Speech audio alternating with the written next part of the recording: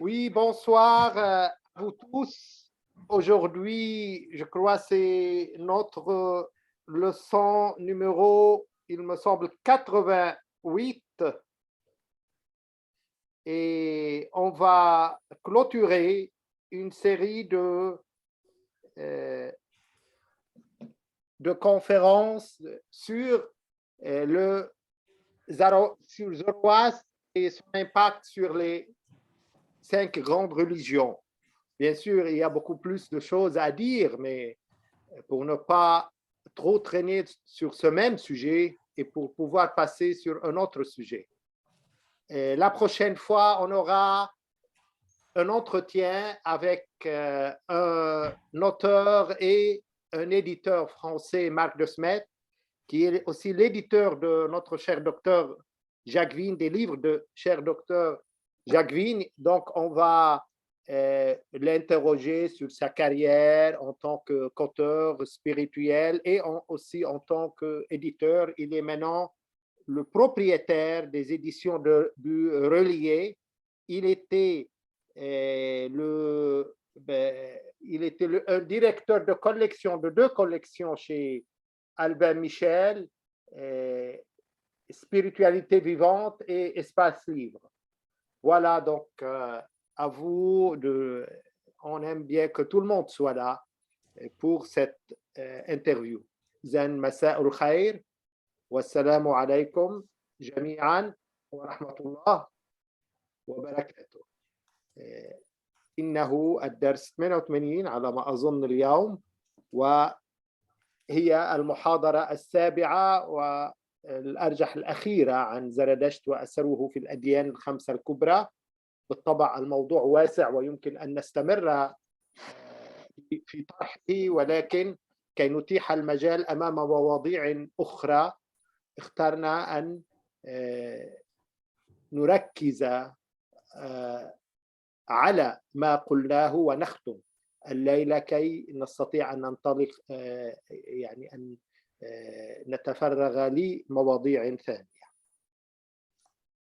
الأسبوع المقبل سيكون عندنا لقاء وحوار مع مؤلف وناشر في المجال التصوف مارك دوسمات، وهو الذي ينشر كتب الدكتور جاك فين وصاحب دار نشر لورولييه، وسيحدثنا بالطبع عن تجربته أو في بداية كمؤلف ثم كناشر في هذا الموضوع، والجميع مدعو كالعادة أن يشارك ويحضر هذا اللقاء. موضوعنا اليوم نستكمل فيه ما بدأناه، والعنوان العام سقوط الملائكة خطوة حاسمة وضرورية نحو التوحيد. Donc aujourd'hui, c'est la conférence numéro 7. La chute des anges est une étape décisive vers le monothéisme.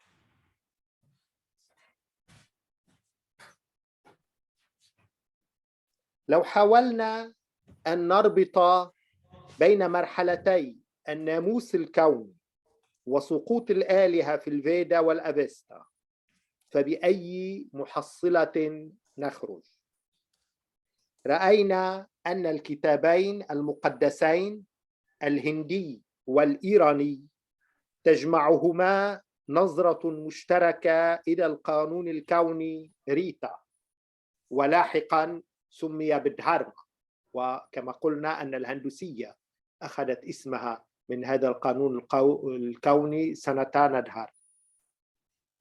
والدهارما غدت المبدأ والعقيدة الأساسية في الهندوسية، والإشكالية التي تطرح نفسها بإلحاح هنا هي التالية: كيف تطورت العقيدة والنظرة في كل من التقليدين الهندي والإيراني لنصل إلى توحيد بإله لا شخصي، براهمان في الأول، وإله شخصي في الثاني في أي الزرادشتية أهورا مازدا.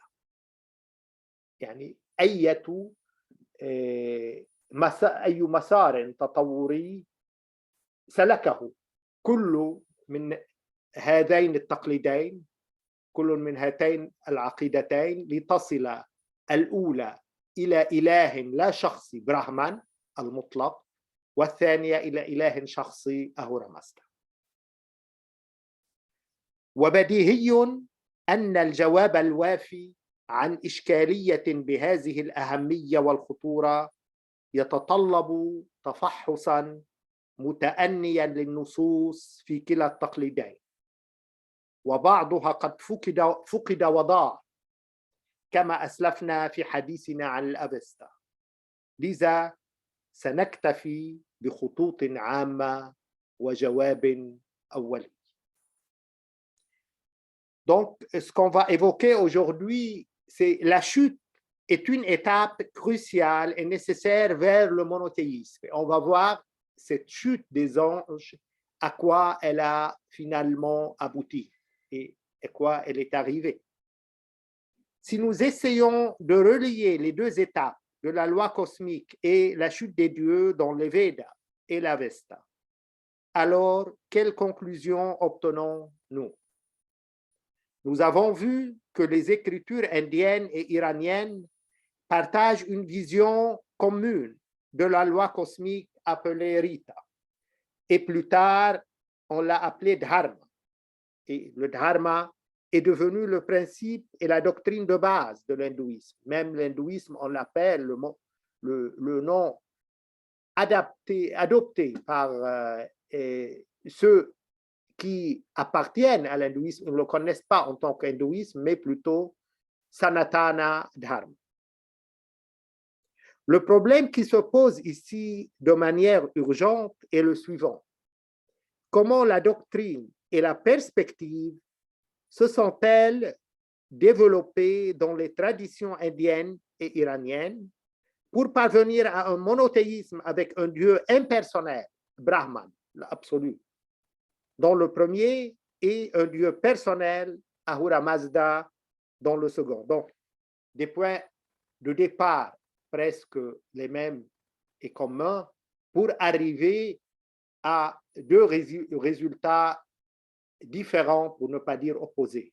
Dans l'hindouisme, on a un Dieu impersonnel, c'est l'absolu Brahman des Upanishads, et dans le mazdéisme, on a un Dieu personnel, c'est Ahura Mazda. Il est évident qu'une réponse adéquate à un problème de cette importance et de cette gravité nécessite un examen attentif des textes des deux traditions, dont certains ont été égarés et perdus, comme nous l'avons mentionné dans notre discussion sur l'Avesta. Nous nous contenterons donc de quelques lignes générales et d'une réponse préliminaire.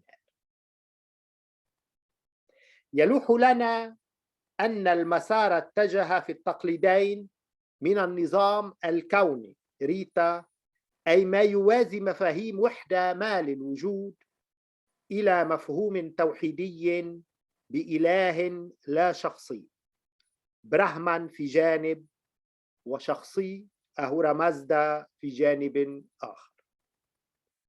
ومفهوم التوحيد جلي واضح في ريغفيدا، فهو يستهل، أي ريغفيدا يستهل بنشيد التوحيد ليختتم بنشيد الوحدة، كما رأينا في دراستنا وفي ترجمتنا لنص ريغفيدا. وفي بداية الأول أي نشيد التوحيد جاء في ريغفيدا: ذاك الذي هو الحق الأحد يدعوه الحكماء بأسماء عديدة. هذه هي فاتحة بالأحرى ريغفيدا. وفي شرحنا للتوحيد في ريغفيدا قلنا: فعقيدة بصاري الفيدا تقر بالواحد الأحد، من هو خارج الزمان والمكان ووراء كل الأشياء والظواهر وفوقها في آن، والذي لا يدركه ذهن ولا فكر، الوجود الوحيد، من هو العلة الأولى والمحصلة الأخيرة، من يتخطى الوجود واللا وجود، مشيد ومولد كل الأشياء ذكورا أم إناثا، هو أبو العوالم وأمها، وهو الابن أيضا لأنه يتجلى في تطور كل المخلوقات. إنه رودرا، فيشنو، سوريا، أغني، فايو، فارونا في الوقت عينه. هذا نص مترجم عن ريغ فيدا. إذن هذا المطلق هو الأب والأم، هو الابن أيضا، هو كل ما يمكن أن نصف أو أن نضع من توصيفات لهذا الإله، لهذا المطلق. Il nous semble que la voie dans les deux traditions s'est orientée du système cosmique Rita, c'est-à-dire ce qui met en parallèle les concepts d'une unité d'existence à un concept monothéiste d'un Dieu impersonnel, Brahma, d'un côté, et du Dieu personnel, Ahura Mazda, de l'autre. Le concept de monothéisme est évident dans le Rig Veda. Il commence par l'hymne de l'unification, pour se terminer par l'hymne de l'unité, comme nous l'avons vu dans notre étude et la traduction du texte de Rig Veda. Au début du premier est venu, donc c'est le premier hymne du Rig Veda, l'ouverture même de Rig Veda, on lit « Celui qui est la seule vérité, les sages l'appellent de plusieurs noms ». Dans notre explication du monothéisme, dans le Rig Veda, nous avons dit « La doctrine des visionnaires des Védas reconnaît le seul et unique, celui qui est hors du temps et de l'espace, au-delà de toute chose et phénomène, et au-dessus d'eux en même temps, que ni l'esprit ni la pensée ne comprennent, la seule existence qui est la première cause et le dernier résultat. Celui qui transcende l'existence et la non-existence, constructeur et générateur de toutes choses, mâle ou femelle, homme ou femme, il est le père et la mère des mondes. Et il est aussi le Fils parce qu'il se manifeste dans l'évolution de toutes les créatures. C'est Rudra, Vishnu, Surya, Agni, Vayu et Varuna en même temps. Donc, voilà en quelque sorte la formule rigvédique de cet absolu, et qu'on va la trouver aussi dans les Upanishads, surtout la célèbre formule des Upanishads qui dit il peut être il comme il peut être elle. Donc il est la mère et le père aussi bien qu'il est le fils, il est tout. Et tout, on peut lui attribuer tous les attributs possibles. واللافت أن فارونا عاد وفي مرحلة تالية وتحديداً في التقليد الإيراني ليتبوأ مركز الصدارة بين الآلهة وليصير لاحقاً الإله الأوحد أهورا مازدا. إذن فارونا يتحول إلى أهورا، في حين نجد التقليد الأوبانيشادي الهندي الذي تلا مرحلة الفيدا يتجه نحو توحيد بإله لا شخصي براهما كما ذكرنا لتونا. وفي كلا التقليدين يفصل بين المرحلتين التعددية والتوحيد مرحلة السقوط، سقوط الأرباب لتصير أبالسة كما سبق ورأينا في محاضرة سالفة.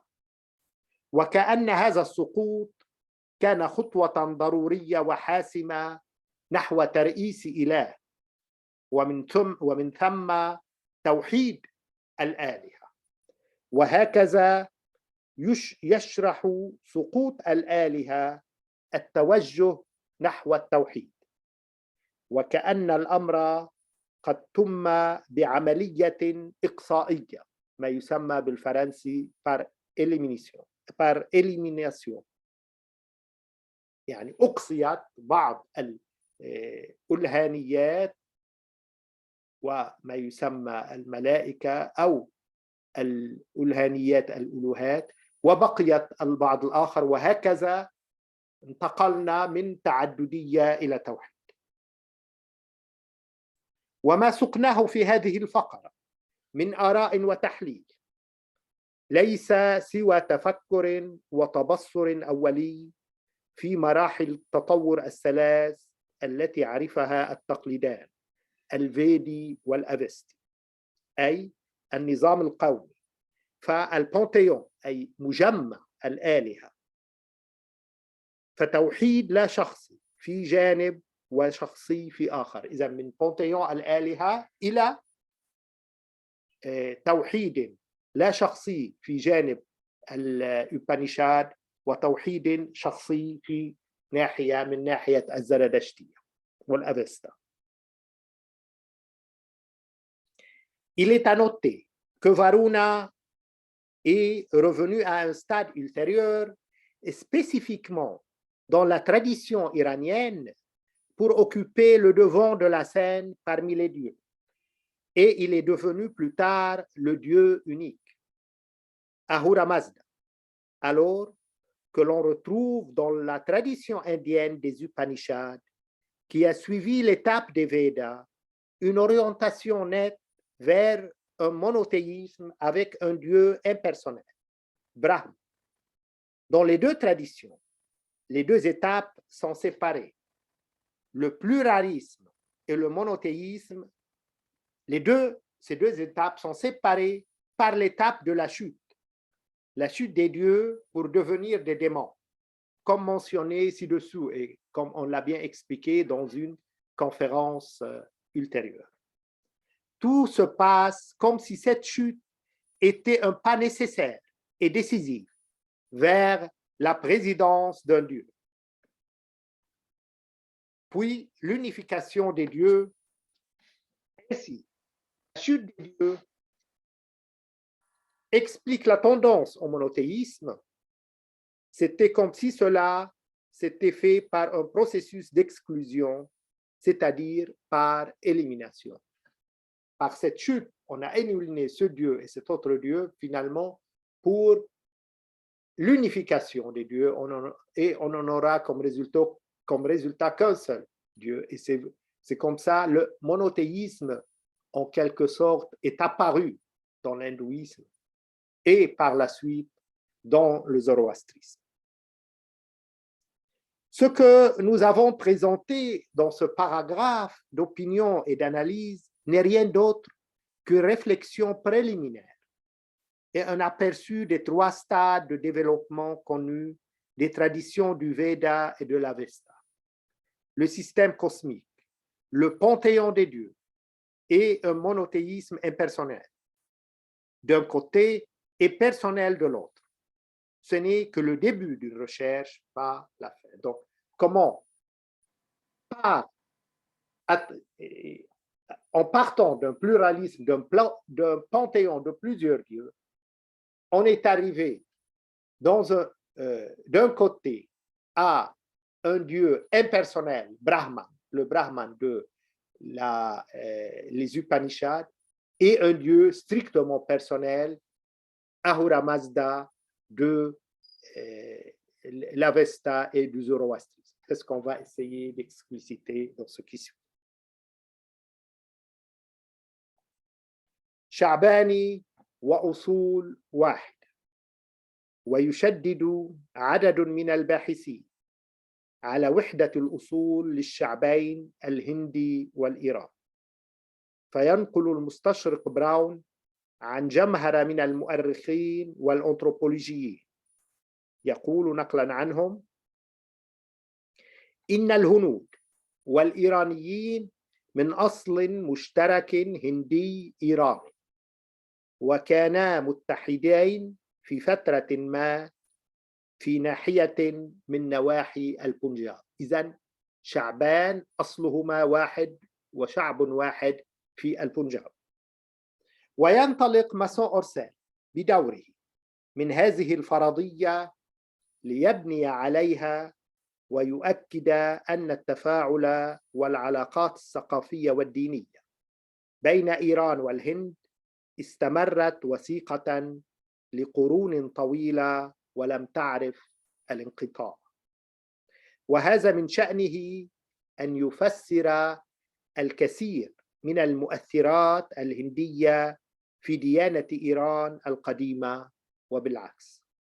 يقول أورسيل: وظلت علاقات فارس بالشرق الأقصى مستمرة استمرارا يكاد لا ينقطع في أي وقت من الأوقات، وهذا لم يكن من الصعوبة بمكان على خلاف ما يظن، بل إن الثقافة الإيرانية ظلت على اتصال وثيق بالثقافة الهندية بحكم وحدة الأصل الآري والتضامن الدائم والاتصالات المتكررة عبر التاريخ. ذلك بأن شرق بلاد فارس والبكتوريان والبنجاب كل ذلك كان تحت سيطرة سياسية واحدة، دارا أو الإسكندر الكبير أو شندراغوبتا وكانيشكا والمغول، وهذا ما ندعوه الطائفة الهندية الإيرانية. إذن شعبان هما من أصل واحد وكانا طيلة أزمنة تاريخهما لا سيما القديمة على اتصال وثيق فيما بينهما، وهذا التفاعل هو ما نجد ثمرته ومحصلته في ريغفيدا وفي الأوبانيشاد وخصوصا في الأفستا. هذا الشبه، لأنه أهورا مازدا هو كما قلنا هو فارونا، إذن هو في الأساس إله ريغفيدي، ومن تعددية آلهة نصل إلى وحدة، إلى توحيد مشخصا أي مع إله شخصي في الزرادشتية، وإلى توحيد غير مشخصا مع برahman في الهندوسية الإبانيشادية. Deux peuples et des origines communes. De nombreux chercheurs soulignent l'unité des origines des peuples indiens et iraniens. L'orientaliste Brown cite un groupe d'historiens et d'anthropologues. Il dit: les Indiens et les Iraniens sont d'origine indo-iranienne commune et ils ont été unis à un moment donné par une partie du Punjab. Là, c'est important. Donc, à l'origine, c'est un peuple uni, c'est un seul peuple et qui était uni essentiellement dans la région de Punjab, cette région qui est jusqu'à maintenant donc en plein conflit entre l'Inde et le Pakistan, vu qu'elle est une région commune entre le Sindh, c'est-à-dire le Hind des musulmans, et le Hind, l'Inde.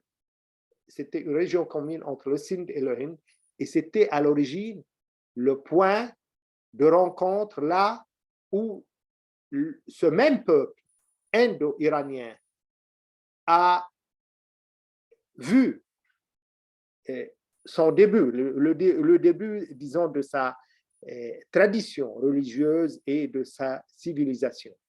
Donc, c'est là où cette civilisation s'est développée au début pour finalement se diviser en deux branches, une rigvédique et indienne, hindoue, avec Rigveda, une autre iranienne, avestique, avec l'Avesta et le zoroastrisme. Une avec une divinité non personnalisée, celle de Brahman dans les Upanishads, et une autre avec un monothéisme strictement personnel avec Ahura Mazda, qui est à l'origine d'ailleurs, en quelque sorte, du monothéisme qu'on va voir dans les religions abrahamiques.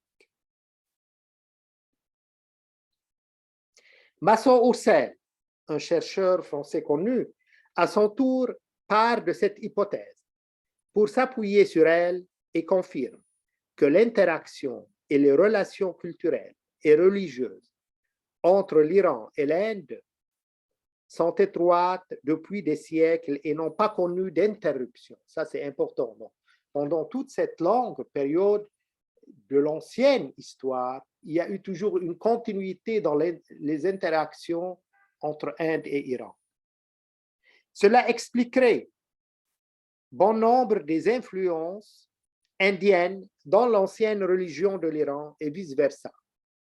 Pour celle-ci, les relations de la Perse avec l'Extrême-Orient se sont poursuivies presque sans interruption, à aucun moment. Et ce n'était pas difficile, contrairement à ce qu'on avait pensé, car la culture iranienne est restée étroitement liée à la culture indienne, en raison de l'unité de l'origine aryenne, de la solidarité permanente et des contacts fréquents tout au long de l'histoire. C'est parce que la Perse orientale et le Pendjab étaient tous deux sous un même contrôle politique. Dara, Alexandre ou Chandra Gupta, Kanishka et les Mongols. C'est ce que nous appelons la communauté indo-iranienne. Donc, il y a eu toujours des connexions, des interactions entre les deux cultures et les deux traditions indiennes et iraniennes qui sont, paraît-il, à l'origine une tradition et une culture unie. Et on va voir par la suite, probablement dans une prochaine conférence, comment l'Iran, on en a parlé brièvement, avec la région de Balkh et autres, était à l'origine de la diffusion du bouddhisme même. C'était une région bouddhiste déjà très développée, Balkh, qui est une région de l'Iran. Et à partir de Balkh, le bouddhisme est parti et il est diffusé en Chine. Et ça, c'est vraiment quelque chose de très détonnant, assez curieux, que la route qu'a pris le bouddhisme vers la Chine, c'était à travers exactement et strictement à travers l'Iran. Tellement pour dire, ces deux traditions indiennes d'un côté et zoroastriennes iraniennes de l'autre, combien ces deux traditions étaient tellement en communication et en interaction assez profonde, et ils ont continué, pas uniquement au début, même avec le bouddhisme, pas uniquement avec l'hindouisme et le zoroastrisme, mais aussi avec le bouddhisme. Il y a eu une cohabitation entre bouddhisme et zoroastrisme assez importante, et le bouddhisme s'est implanté profondément dans l'Iran, et à partir de l'Iran, il s'est diffusé vers la Chine. Et ça, c'est vraiment curieux. Ce n'est pas à partir de l'Inde que le bouddhisme est allé en Chine. Et tout ça parce que cette région commune, qui est le Punjab, a toujours été contrôlée, gouvernée par un seul grand gouverneur. C'était Dara au moment de l'empire, du grand empire iranien. Après, c'était Alexandre le Grand, et puis Chandragupta chez les Indiens pour arriver aux Mongols. Donc, toujours cette Punjab qui a une tradition assez profonde et importante au niveau du bouddhisme aussi, pas uniquement au niveau de l'hindouisme, au niveau du zoroastrisme, au niveau du bouddhisme et après au niveau de l'islam. Quelle richesse et quel pluralisme dans cette région assez exceptionnelle qui est toujours une région de conflit disons, entre l'Inde et le Pakistan, comme je viens de le dire. وهذه الاستمرارية في الاتصال والتفاعل والتساقف بين الأمتين الإيرانية والهندية تبدو أساسية لفهم الكثير من الملامح الهندية التي نجدها في الزرادشتية وبالعكس. وهنا لابد أن نذكر طريق الحرير التي أتاحت للعالم القديم نمطاً استباقياً لما نعرفه اليوم في زمن العولمة. إذن طريق الحرير هي كانت عولمة تلك الأيام، وعبر طريق الحرير انتشرت الثقافات والتقاليد الدينية والفكرية والأدبية، كل ذلك عبر طريق الحرير التي تنتهي في الصين. وكان للإيرانيين دور فعال فيها في طريق الحرير، سنعود مرارا إليه. وفي ذلك يردف أرسال: وإذا اتجهنا، يقول، صوب الشطر الآخر من العالم وجدنا التفكير الفارسي ساطعا سطوعا لا يقل أهمية وظهورا، فسهول تركستان فتحت للإيرانيين وكانوا لا يزالون رحلا، وامتدوا منها إلى الصين، وهكذا امتد طريق الحرير إلى فارس. إذن طريق الحرير كما قلت كان عولمة، مونdialisation في تلك الأيام، ومر هذا الطريق بإيران، بل ازدهر حتى مع مروره بإيران لينتهي في الصين، وهو الذي حفز هذا الانتشار الثقافي والديني للفكر الإيراني وخاصة للبوذية عبر إيران في الصين. إذن مع طريق الحرير لم تكن فقط البضاعة المادية ما ينتقل من منطقة إلى أخرى في العالم القديم، وإنما أيضا البضاعة الفكرية من أدب ومن لا سيما فكر ديني وفكر روحي كالبوذية والفكر الزرادشتي وغيره. Cette continuité de contact, d'interaction et d'acculturation entre les nations iraniennes et indiennes semble essentielle pour comprendre bon nombre des caractéristiques indiennes que l'on retrouve dans le zoroastrisme et vice-versa. Donc,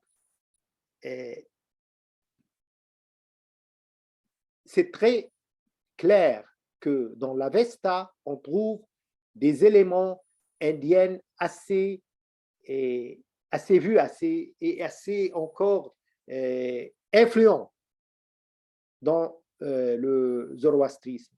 Et aussi, on trouve dans les Upanishads et dans les Védas des éléments avestiques aussi assez clairs. Donc, à quoi est due cette interaction? C'est que les relations ont toujours été des relations continues, ne sont jamais arrêtées.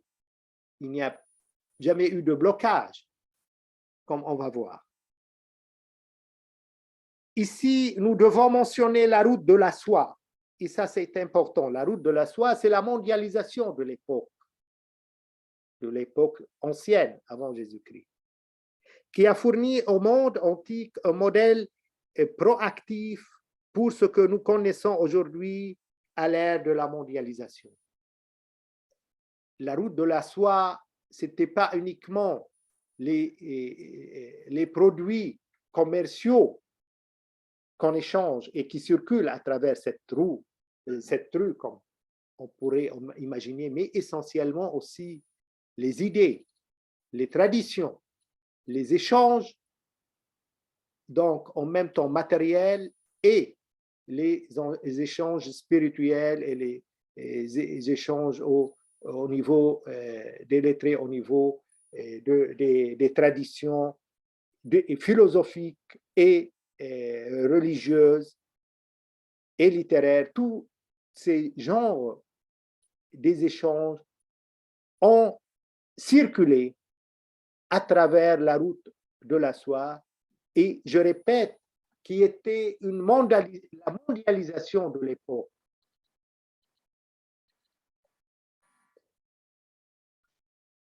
Et les Iraniens y ont joué un rôle actif. Et nous y reviendrons encore et encore. Et à ce sujet, Masson Oursel ajoute, si nous nous dirigeons vers l'autre bout du monde, nous verrons briller la pensée perse d'une manière non moins importante et visible.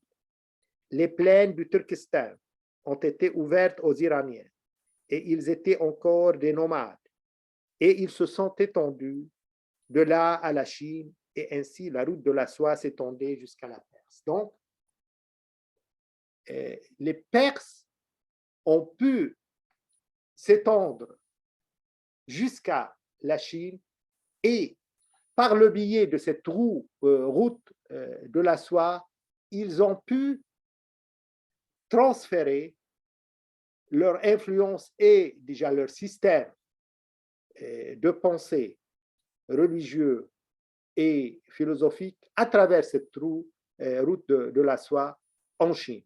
Et comme j'ai dit, d'abord le zoroastrisme et on va voir après c'est le bouddhisme à travers cette route de la soie qui est partie de l'Iran vers la Chine. Donc, ce n'était pas de provenance directe de l'Inde, ce bouddhisme, mais c'était de provenance iranienne. Et cette cohabitation, elle est importante à noter, entre le bouddhisme et le zoroastrisme en Iran, et surtout à Balakh, elle est vraiment intéressante et c'est dû à ce que le zoroastrisme, dès le début, était en contact direct et interaction avec la tradition indienne. Donc, pour lui, ce n'était pas quelque chose d'étrange, ce bouddhisme qui s'est implanté en Balakh et ce bouddhisme qui a vraiment fleuri à Balakh et à partir de Balakh, il est parti et il est diffusé en Chine. وكان من شأن الاستمرارية في التواصل والتفاعل بين الهند وإيران أن ينعكس مؤثرات في كلا الجانبين. إذن هذا التواصل بين الثقافتين والتقليدين سينعكس حتما مؤثرات هندية في الزرادشتية ومؤثرات زرادشتية في الهندوسية. ومما أشار إليه الباحثون أو بعضهم من مؤثرات زرادشتية في الهندوسية والفكر الفلسفي الهندوي ولا سيما في السانخيا وهو النظام الثالث يعني النظام الثالث من أنظمة الفلسفة الهندية. وفي ذلك يقول الباحث الإيراني مهرداد مهري ويعتقد بعض الباحثين أن مصدر فلسفة سانخيا أساسه أفكار زرادشت لأنه كما يؤمن زرادشت بقوتي الخير والشر فإن فلسفة سانخيا تؤمن بالمثل بقوتين القوة المادية الشر والمعنوية الخير براكريتي وبوروشا ويشير إليهما سانخيا ببوروشا وبراكريتي فبوروشا يساوي أسبنتا مانيو قوة الخير وبراكريتي أنجرا مانيو قوة الشر. هذا إذن رأي في التفاعل بين الهندوسية والزرادشتية والأثر الزرادشتي في الهندوسية. النظام الثالث من أنظمة الفلسفة الهندية وهو أساس نظام اليوغا يتحدث عن أساسين أصلين في الوجود بوروشا يعني الروح وبراكريتي الطبيعة. ويشرح مهرداد أن مبدأ بوروشا هو قريب إذا من فكرة أو قوة الخير، و براكريتي التي هي طبيعة الشر كما نجد بطريقة أخرى في الفلسفة اليونانية أن الروح هي أساس الخير والجسم أو المادة أساس الشر. هذا ما يمكن أن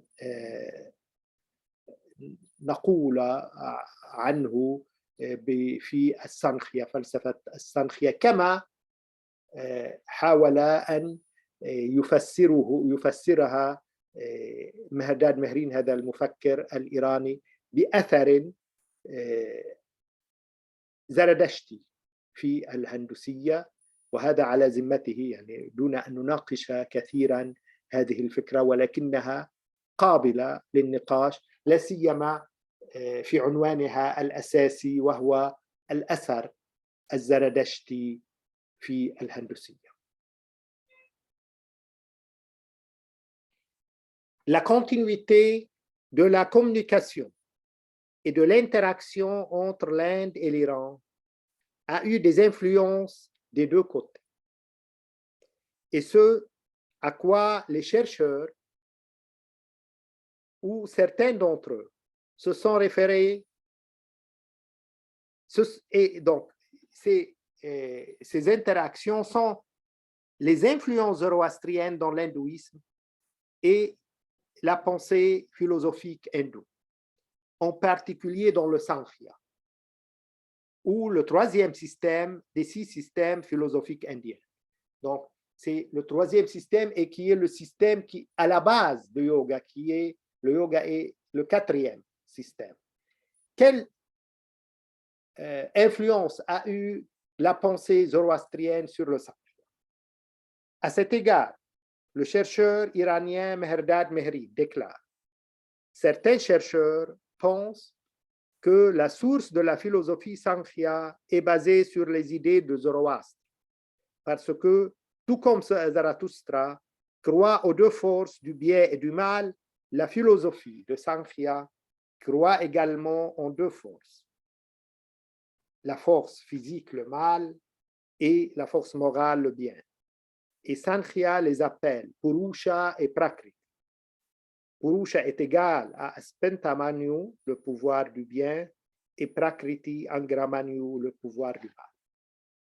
Donc, comme je viens de dire, le Sankhya est le 3e système, et le Sankhya se base sur cette idée, ce concept de Purusha et Prakriti. Purusha, c'est l'âme, c'est le ruh, l'esprit, et Prakriti, c'est la nature. Donc, l'aspect subtil, non matériel, qui est l'âme ou bien l'esprit, et l'aspect matériel, qui est la Prakriti, c'est-à-dire la nature. Là, ça fait un petit peu rappeler la philosophie, et aussi la philosophie grecque, par laquelle qu'on trouve même un petit peu chez Saint Paul dans le christianisme que l'origine du mal, c'est le corps, donc c'est la matière, et l'origine du bien, c'est l'esprit. Et ces 2 principes de bien et du mal, bien, on les trouve directement et d'une manière très claire dans le zoroastrisme. Et là, Mehrdad dit que ce concept assez clair entre Purusha et Prakriti dans le Sankhya est de provenance ou bien au moins d'influence zoroastrienne claire.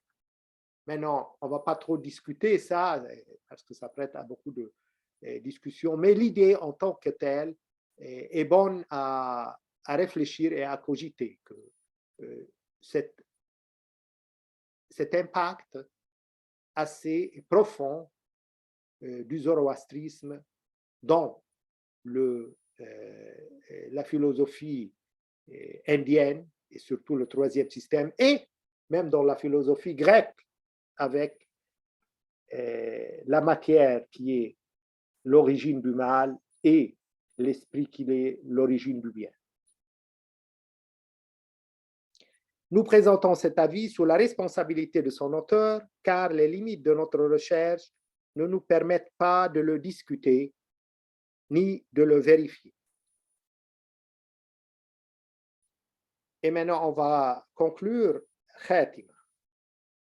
بعد هذه الجولة في الزرادشتية والهندوسية وتفاعلهما وتراثهما المشترك، ماذا نستطيع أن نستخلص؟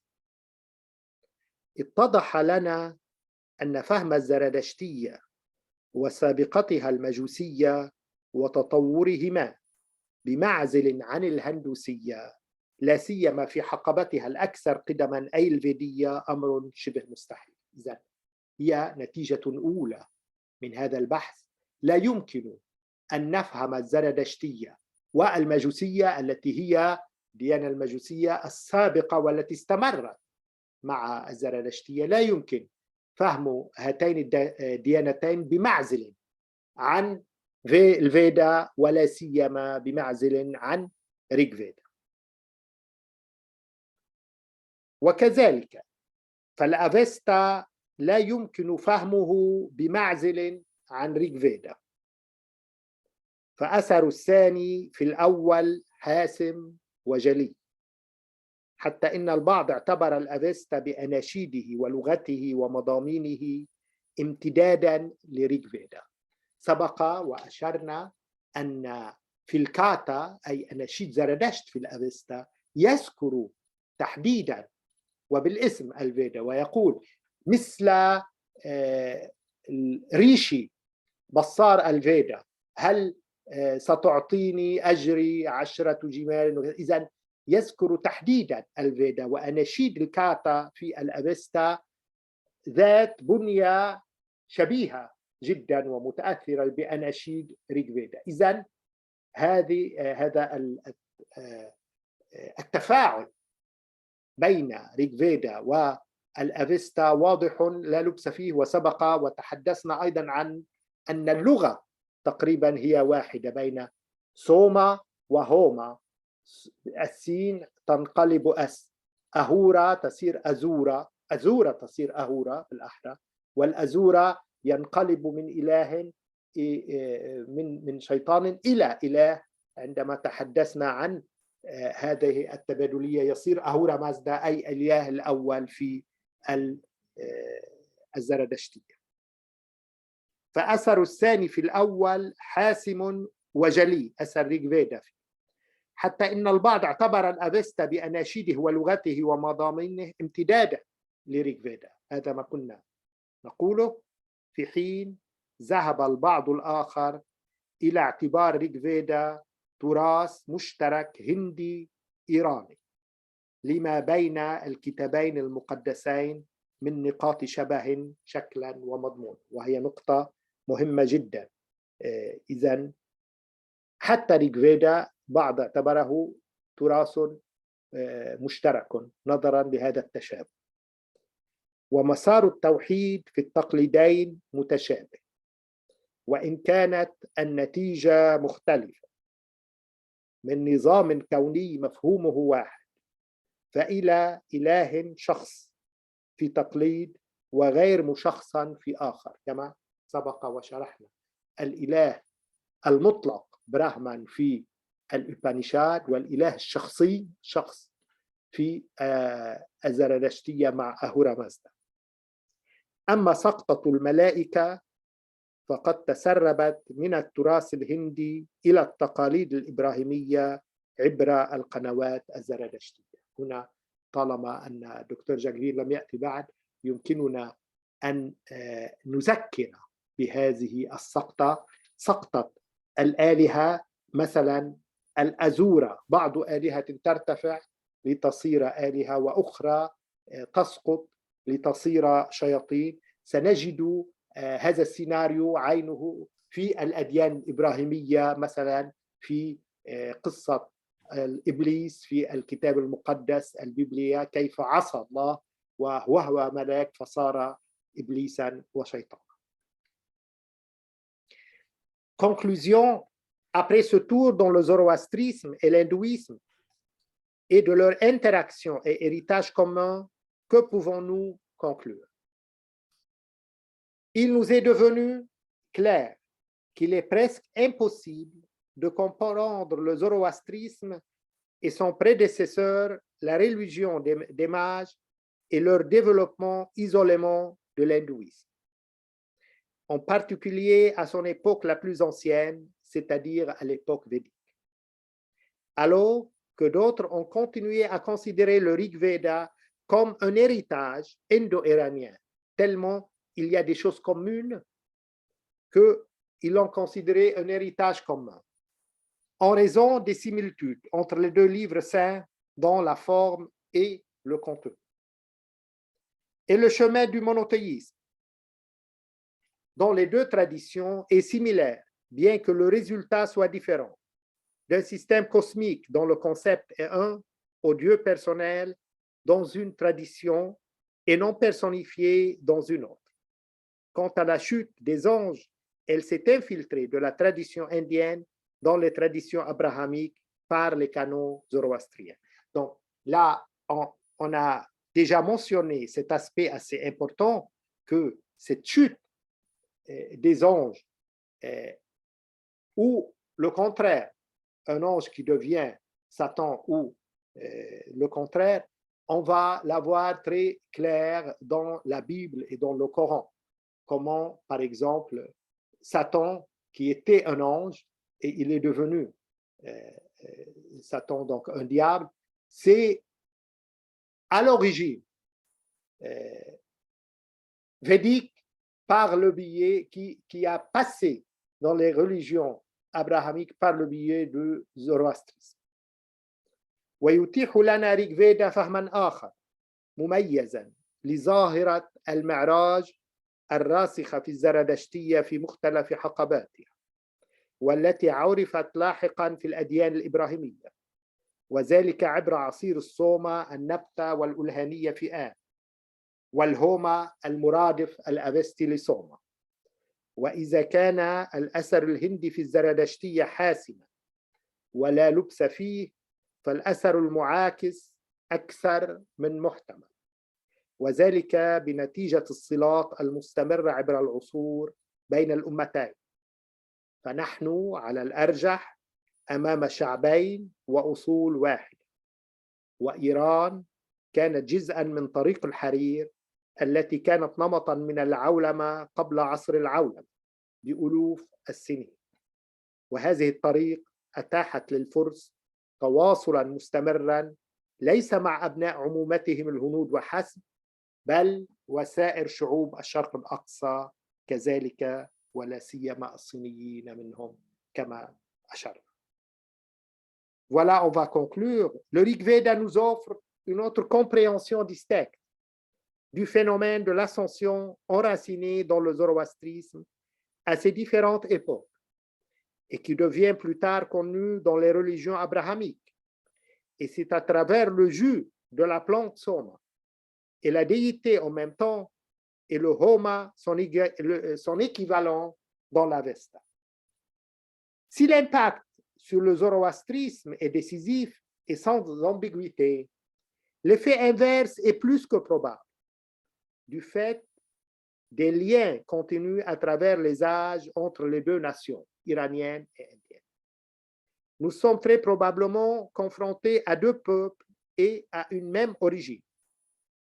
Et l'Iran faisait partie de la route de la soie, qui était un modèle de mondialisation des milliers d'années avant l'ère de la mondialisation. Ce chemin a permis aux Perses d'avoir un contact continu, non seulement avec leurs cousins indiens, mais aussi avec tous les peuples d'Extrême-Orient, en particulier les Chinois parmi eux. وكل هذه الأمور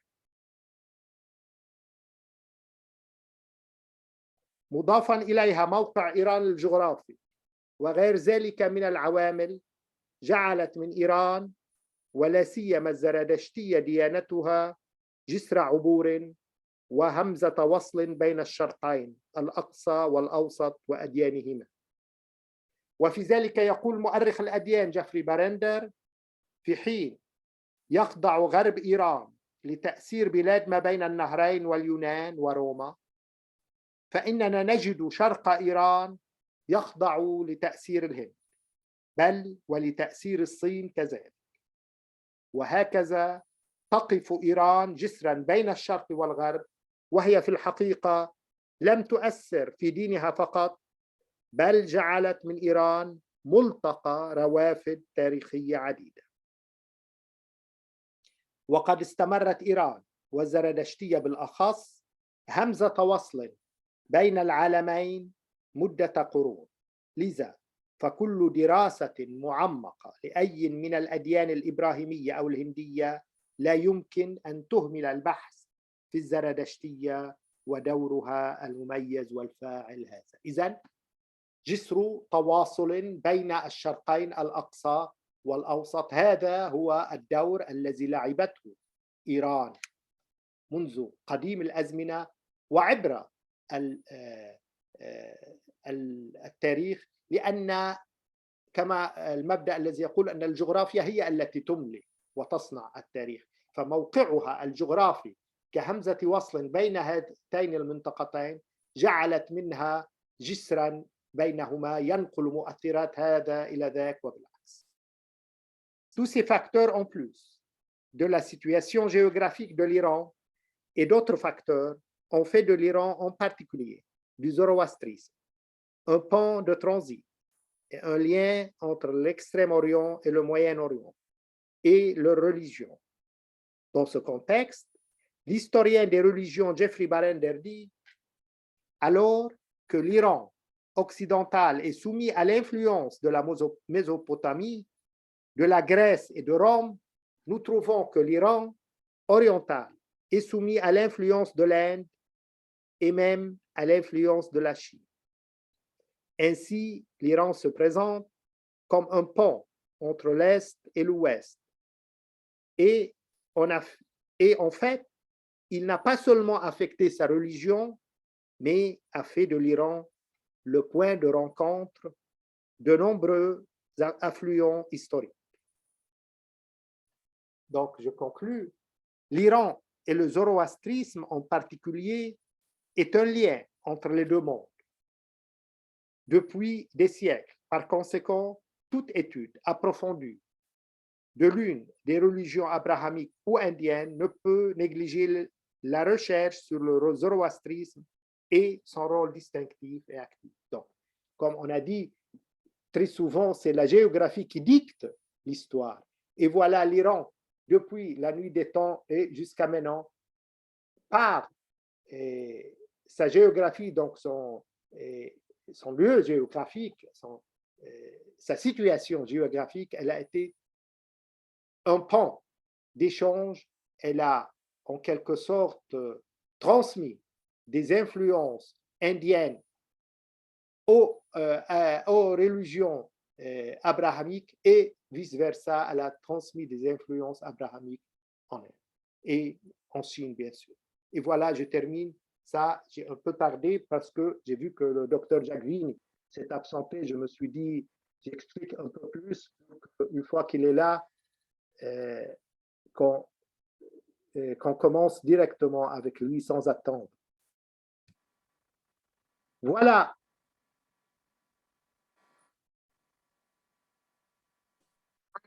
Question assise. Entendu. سنبدأ إذن بالأم وبعدها تأمل في وضعية الجلوس ثم تأمل في المشي ونحن نمشي لننهي بتأمل بوضعية الجلوس.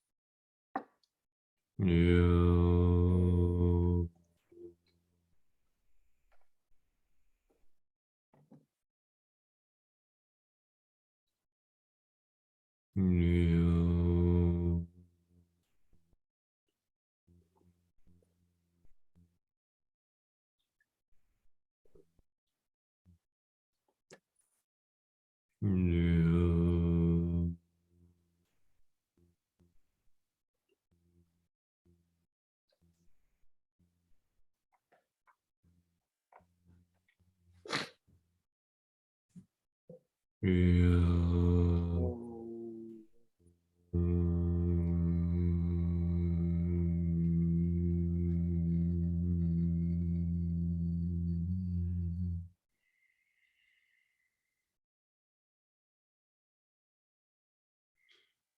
continue à faire monter l'énergie du home comme si elle montait dans la cheminée de l'axe central. إذن نتابع بإصعاد طاقة الأم عبر المحور المركزي. Et donc, ce feu, c'est le feu de l'énergie vitale qui se transforme en énergie spirituelle. هذه النار هي نار الطاقة التي تتحول إلى طاقة روحية. À la fois la religion persane et la religion védique sont des religions du feu. كلا الديانتين الزرادشتية والفيدية هما ديانتان نار. Et de même que la maîtrise du feu a permis un grand bond en avant des civilisations, وكذلك فإن التحكم بالنار وأتاح تطورا كبيرا للعديد من الحضارات un grand bond en avant de l'humanité, وخطوة جبارة إلى الأمام للبشرية ككل. de même la maîtrise du feu intérieur mène à un grand bond en avant de notre humanité intérieure. وكذلك التحكم بالنار الداخلية يودي إلى تطور كبير على الصعيد الروحي والشخصي. C'est-à-dire que quand on sait faire monter régulièrement le feu de l'énergie vitale dans l'axe central, عندما نستطيع ونعرف كيف نصعد هذه النار في المحور المركزي في الجسم، à ce moment-là, on devient plus humain, on devient une meilleure personne. عندها نصير أكثر إنسانية وأناس أكثر تحققا وتطورا.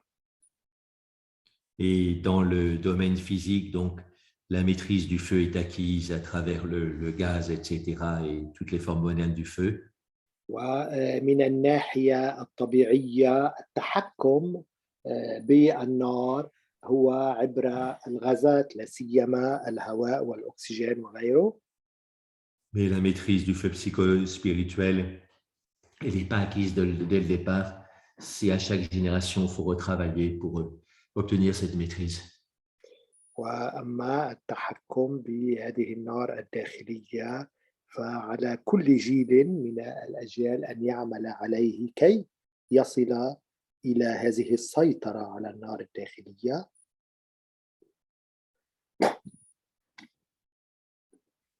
Donc, on sent que ce feu monte régulièrement dans l'axe central et que c'est la source de l'action juste, le sujet d'aujourd'hui, méditation et action juste. هذا نشعر هذه النار تصعد في المحور المركزي، وهذا ما سيكون موضوعنا في التأمل اليوم.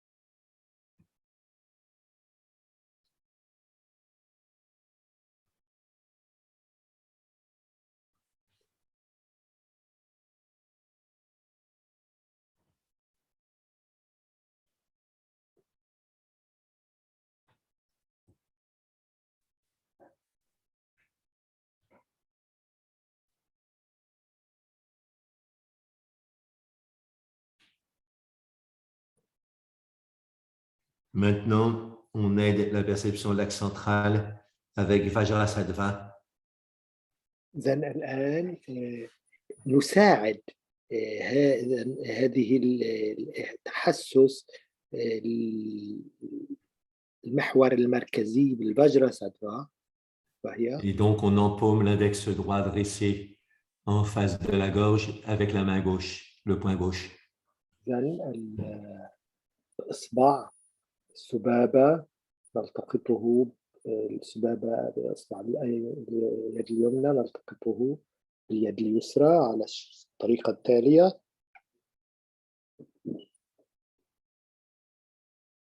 Sur l'inspiration, on sent que l'index droit se remonte un peu. Et sur l'expiration, il reste vertical. على الشهيق نتحسس أنه يصعد قليلا وعلى الزفير يبقى ثابتا وعموديا.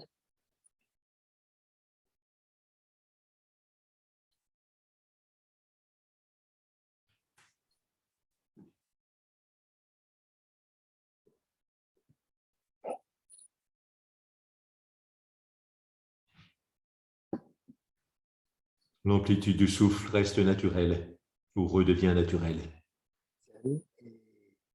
وتيرة التنفس تبقى طبيعية.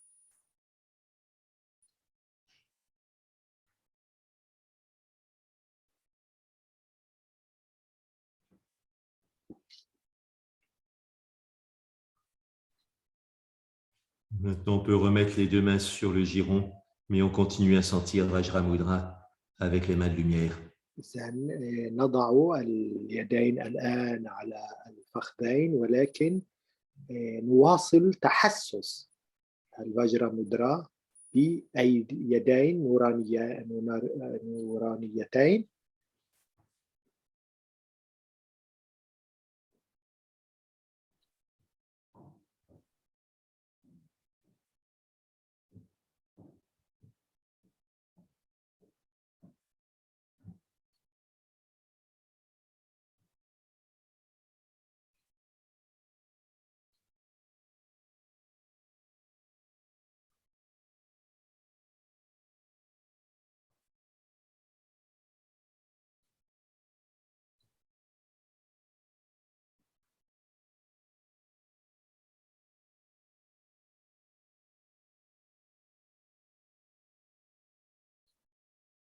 Revenir à l'axe central comme source de l'action juste.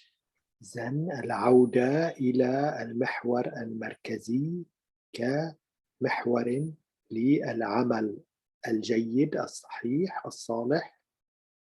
Et sentir cet axe central comme avec une respiration d'amplitude libre.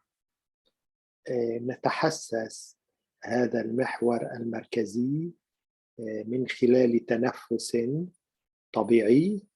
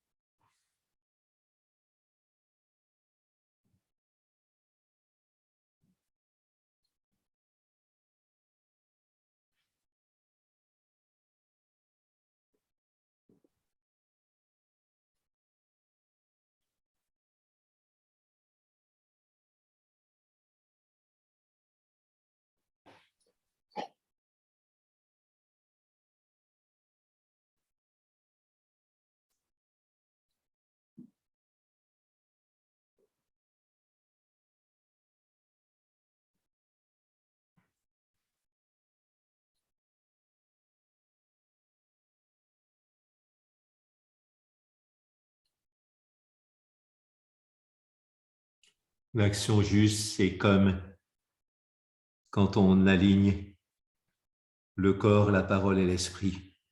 العمل الصالح هو عندما نضع في خط واحد الجسد والكلمة الكلام وأيضا الفكر.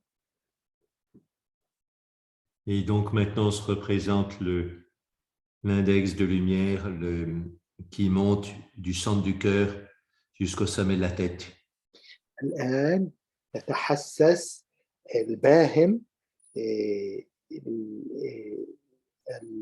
أو إصبع السبابة النوراني الذي يصعد نحو قمة الرأس. Et on associe le cœur à l'esprit, la gorge à la parole. نربط بين القلب والفكر وبين الحنجرة والكلام. Et dans la conception tibétaine, le centre de la tête ou le sommet de la tête au corps.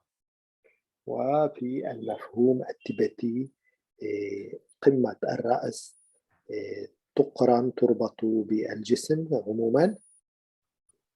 Quelque part, la tête, c'est les raisonnements qui, au fait, sont assez corporels, rigides, alors que le cœur, c'est l'océan.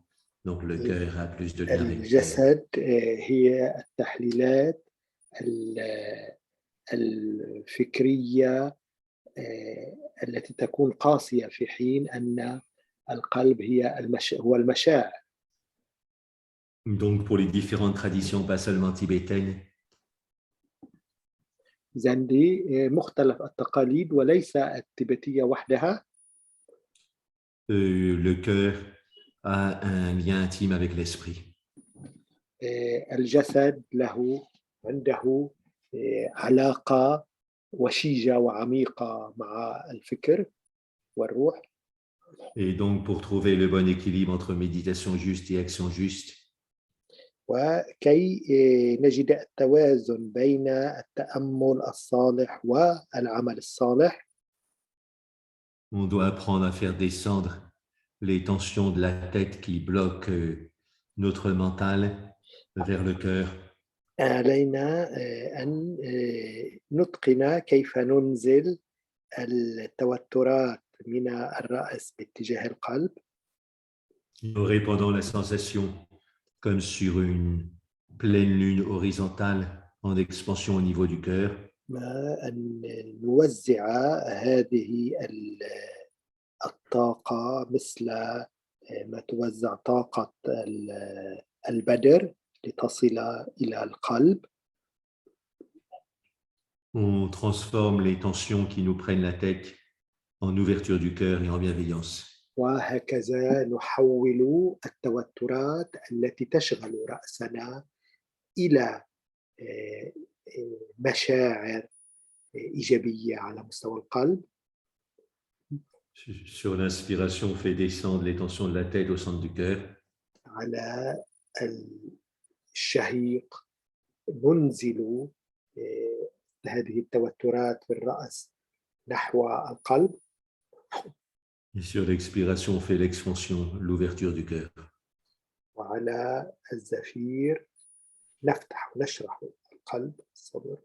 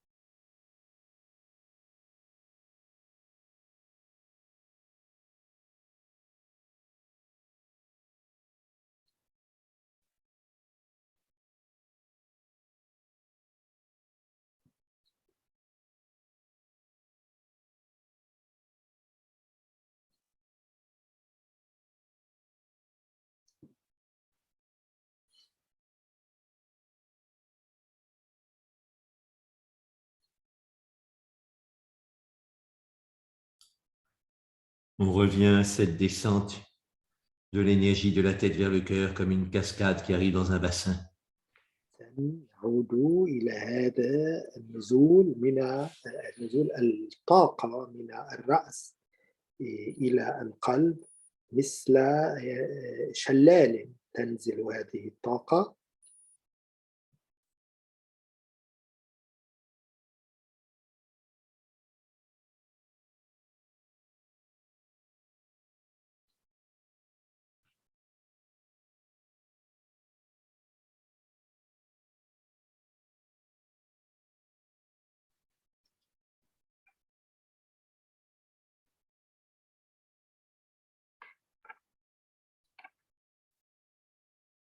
Pour faciliter le passage de la cascade, on fait Ketchari Mudra en détendant bien les mâchoires. كي نسهل نزول هذه الطاقة كالشلال نقوم نعمل الكيتشاري مودرا أي اللسان نحو سقف الحنك.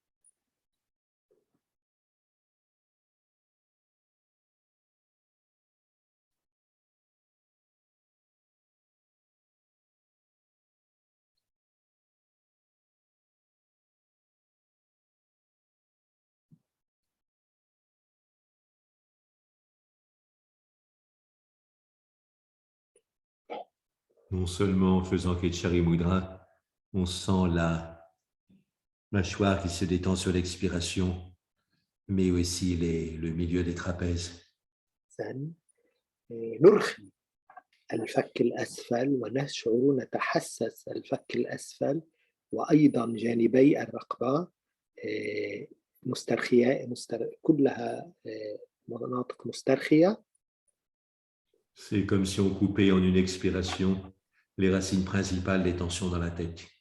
كما لو أننا نقطع في الزفير جذور التوترات في الرأس.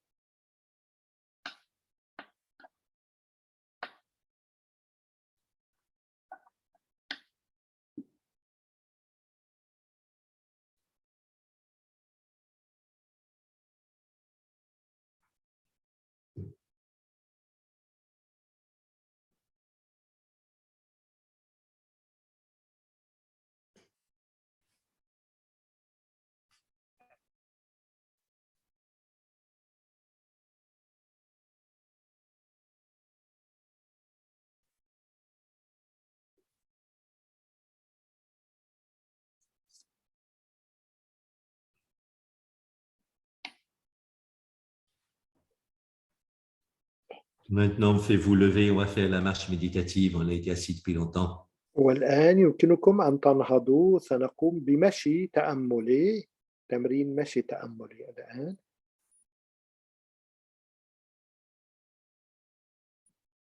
Donc, on sent bien précisément le contact de la plante du pied et du sol. علينا أن نتحسس جيدا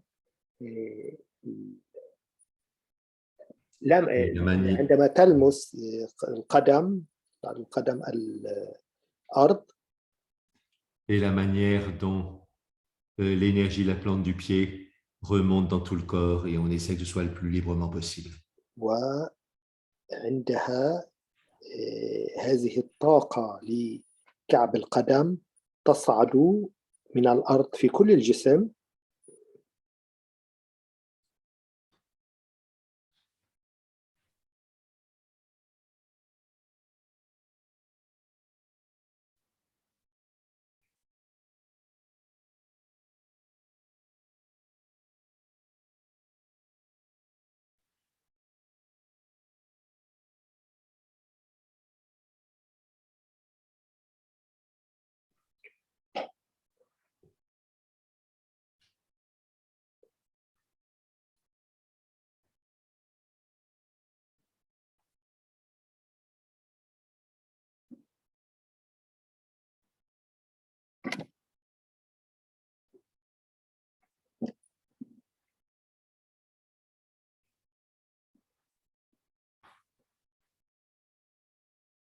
Pour revenir à l'action, Donc, méditation, action, le sujet du livre, enfin du jour, on peut faire le lien entre action juste et pas effectuée avec une conscience juste. إذن بالفكرة نعود إلى فكرة العمل الصالح الذي نقوم به بضمير أيضا صحيح وصالح وخير. Et pour comprendre ce lien, on peut se souvenir de l'expression take steps en anglais. وكي نفهم هذا الرابط يمكن أن نتذكر التعبير الإنجليزي. Littéralement, ça veut dire prendre des pas. ما يعني أن نسير بخطوات ما. Mais figurativement, ça veut dire prendre les bonnes mesures pour résoudre un problème ou une situation donnée. ولكن من مجازيا يعني أن نتخذ التدابير الملائمة للتطور السير إلى الأمام. Et donc, vous méditez tout simplement sur chaque pas en avant comme la solution du problème. لأن نتأمل وكأن كل خطوة إلى الأمام هي حل للمشكلة. Et la plante du pied arrière représente ce problème qu'on est sur le point de quitter, de résoudre. في حين أن كعب الرجل من الوراء من الخلف هو يمثل هذه المشكلة التي نحاول أن نجد لها حلاً.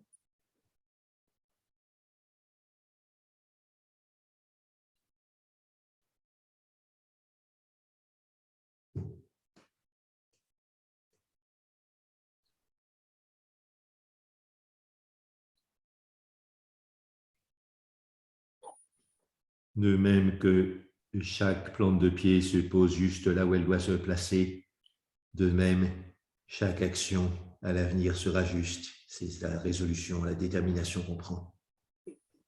تماما مثل أن كعب الرجل توضع في حيث يجب من أجل استمرار السير بصورة صحيحة، كذلك هكذا الأمور تتنظم كي نتخلص من هذه التوترات.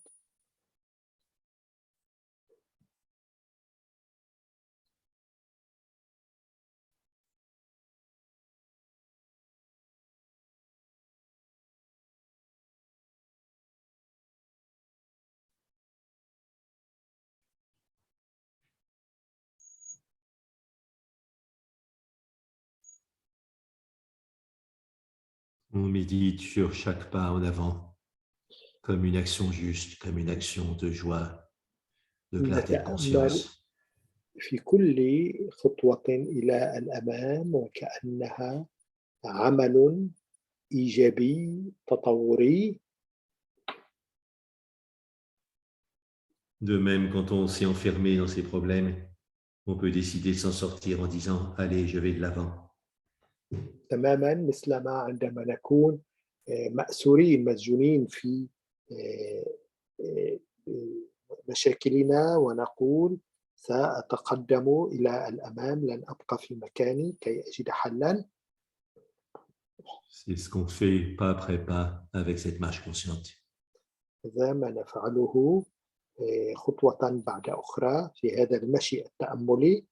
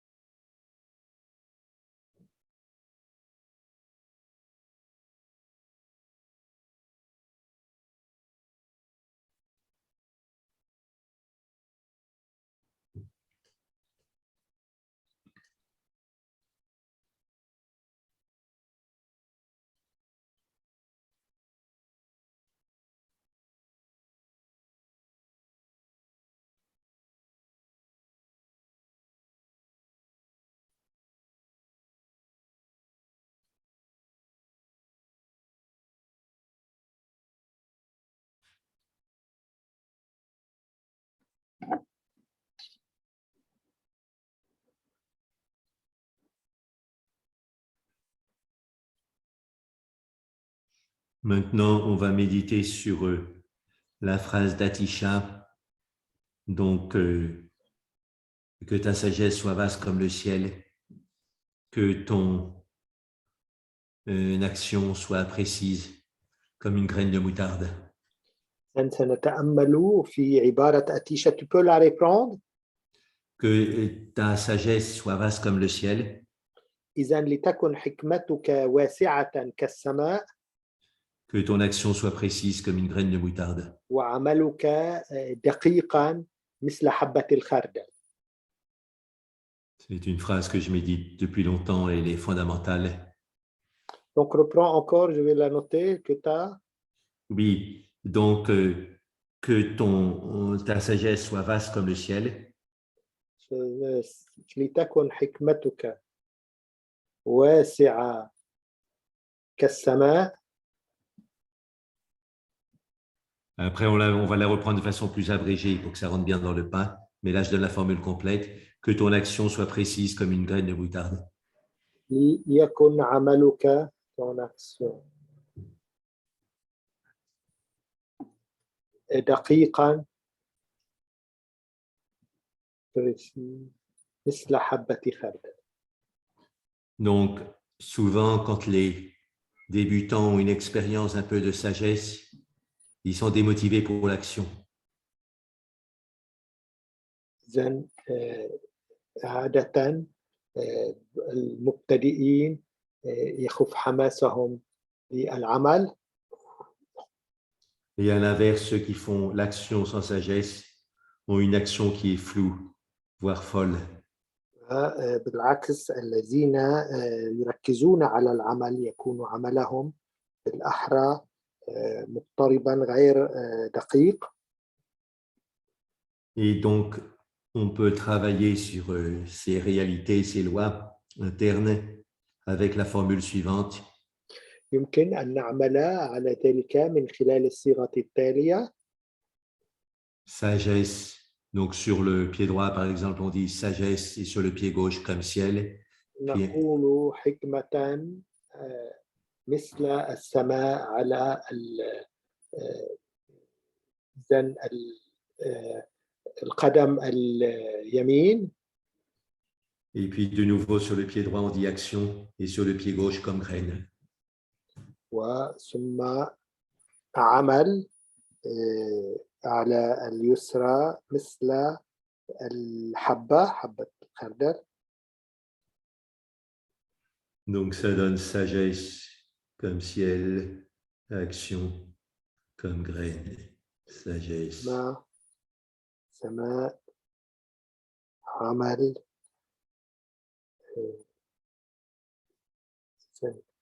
حبة.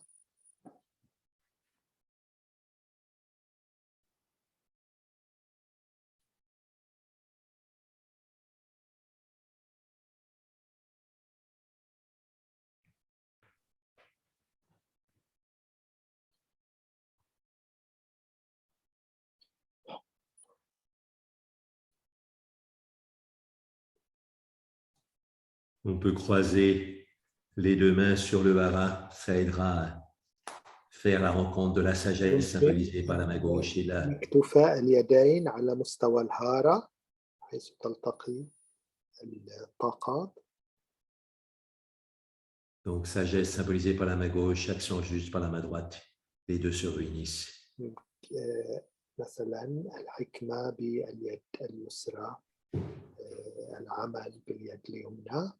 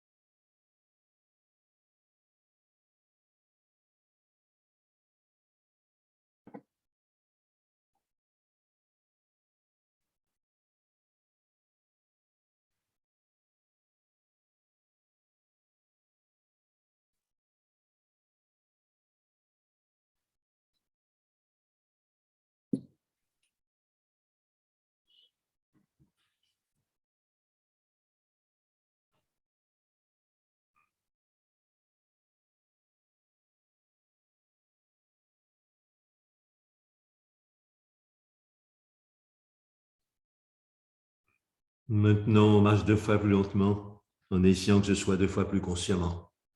الآن نبطئ من حركة المشي، آه، تكون خطواتنا أكثر واعية، بانتباه، مزيد من الانتباه.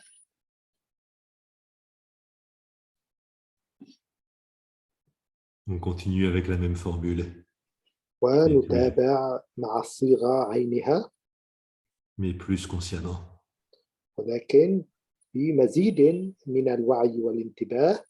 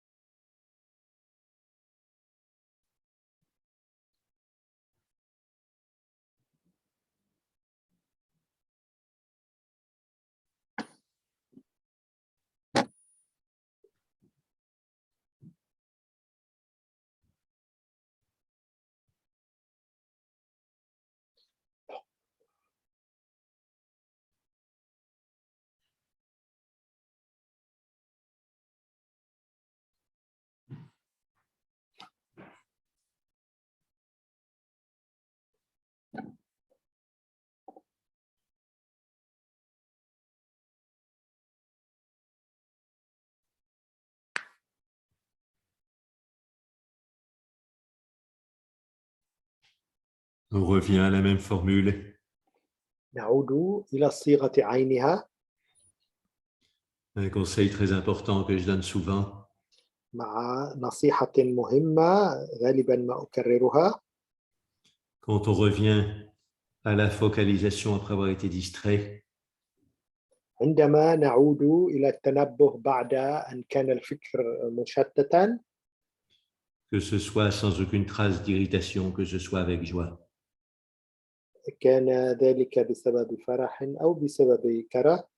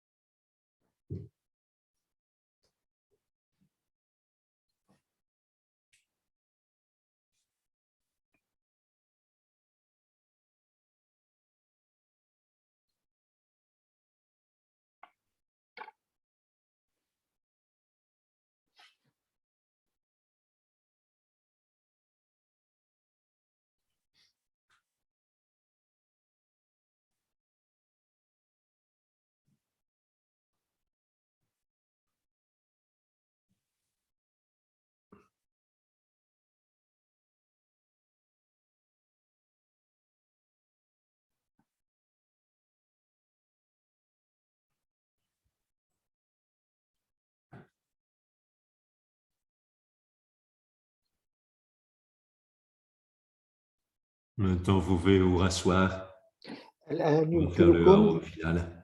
أن تعودوا إلى الجلوس كي نكرر الأوم الختامي.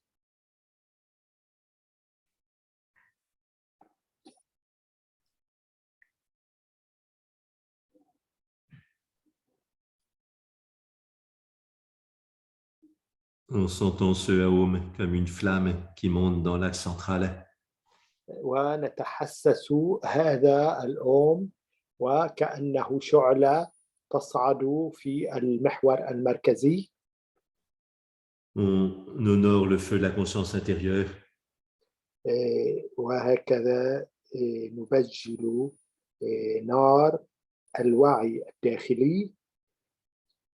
Comme le faisaient les mages de Perse, le font encore les prêtres zoroastriens. كما كان يفعل المجوس في السابق ولا يزال يفعل ذلك الكهنة الزردشتيين. Et comme le font les brahmanes avec le sacrifice au feu, le yajna. وكما يفعل البراهمة في اليجيا.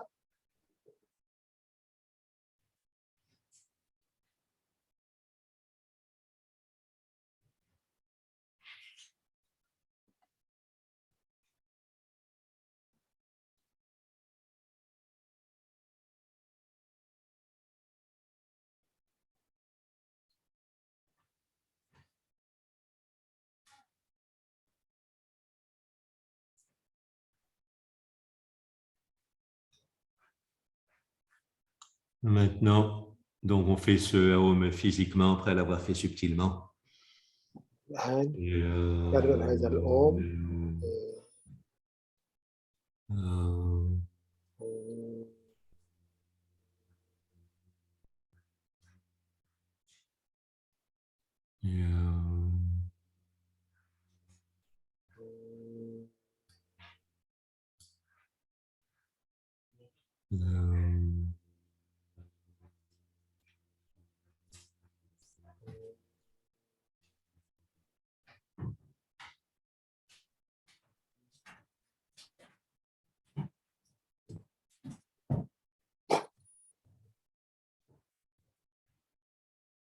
Et maintenant, donc, on peut échanger un petit peu. الآن يمكن أن يعني بعض الحوار والأسئلة.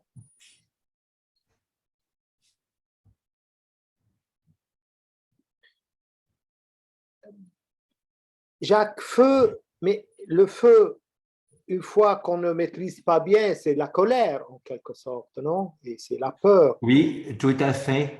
Hein, donc, c'est pour ça qu'il faut apprendre à le canaliser. Et cette image qui monte du feu du monde qui monte dans l'axe central, c'est bien parce qu'il y a une maîtrise dedans.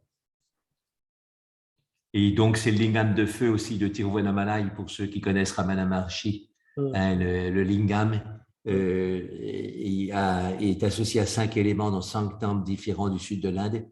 Il y a Tiruvannamalai, l'endroit de Ramana Maharshi, près de Pondichéry, c'est associé au feu. Et donc, on dit que la montagne de Tiruvannamalai est la concrétisation du lingam de feu de Shiva. Et donc, quand on revient régulièrement à cet axe de feu, on est capable de se poser beaucoup plus profondément la question qui suis-je? Oui, mais comment la maîtriser, ce feu, le maîtriser, ce feu? Ben, il y a déjà l'éthique habituelle, à comprendre ce qui nous irrite, apprendre à laisser un délai entre l'impulsion de passer à l'acte et l'acte lui-même, un délai le plus long possible. Voilà, il y a pratiquer positivement la bienveillance, l'empathie pour les souffrances des autres, et puis la sérénité quand les autres ne comprennent pas du tout. Eh ben, on a toujours le choix de laisser tomber et de revenir à l'intérieur. C'est aussi un choix sage dans certains cas. Voilà, donc savoir s'entraîner à tout ça régulièrement, ça aide de bien. Alors sinon, il ne faut pas trop méditer si on est sujet à la colère sur le troisième œil, surtout sur le feu au niveau du troisième œil. Hein, on peut voir plutôt une lumière douce au niveau du cœur. C'est ce que conseillait Manon Damali à propos du feu. Et Nirgunananda le dit aussi, hein, si on médite trop sur le feu au niveau du troisième œil, ça peut être le cône de feu de Shiva qui va détruire Kamadeva, le dieu du désir, et qui fait obstacle à Sasanana, par exemple. Et ça, c'est une erreur, parce que c'est pas bien de détruire les dieux, comme c'est pas bien de détruire les hommes.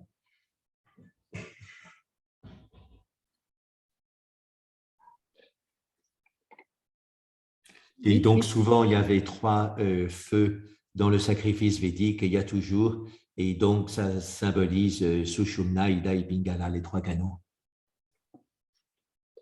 Et quand tu as parlé des analyses de pensée, et tu les as associées au corps, alors que le cœur, c'est autre chose. Tu peux reprendre un petit peu ce schéma? Oui, c'est ça. Donc, L'important, c'est d'associer donc corps, parole et esprit. Et dans le système traditionnel, en particulier tibétain, ils associent le cœur à l'esprit et la tête au corps. Et puis entre les deux, ben, ça c'est logique, la parole est associée au cou. Bon, il ne s'agit pas d'en faire un dogme, hein, mais c'est intéressant, ça fait réfléchir. Et donc, il faut se libérer de la lourdeur du mental habituel avec ses calculs, etc., son ego, qui est comme un corps qui nous empêche d'aller vers l'esprit, pour redescendre à travers la parole qu'on concentre dans le mantra jusqu'au cœur, où là, il y a toute l'expansion de l'esprit potentiellement. Oui, mais tu as dit que la tête, c'est-à-dire la tête, c'est l'agitation. Mais le cœur aussi, il est avec l'agitation continuelle des battements du cœur. C'est ça, oui, et puis des sensations qui partent dans tous les sens. Donc, c'est tout ça qu'il faut calmer en le redescendant dans le cœur. Et Tenzin Palmo, elle insiste là-dessus. Souvent, les Tibétains font ça avec le mantra Om Ah Hung. Om, c'est la tête, A, c'est blanc, A, c'est la gorge, c'est rouge, et Hung, c'est le cœur et c'est bleu. C'est une des bases de pratique dans le bouddhisme tibétain, elle vient très souvent à ça. Parce qu'on a régulièrement besoin de dégager la tête pour ramener l'énergie dans le cœur. Et l'éducation moderne nous prend la tête, hein, c'est très intellectuel et il n'y a pas grand-chose pour le cœur. Du coup, on est déséquilibré. On est un peu comme une poire à l'envers avec la grosse tête, c'est-à-dire le pôle supérieur qui est la tête qui est grosse et le pôle inférieur qui est le cœur qui est petit. Et une poire à l'envers, c'est pas stable. Donc, il faut retourner la poire et réduire les tensions dans la tête et élargir le rayonnement du cœur.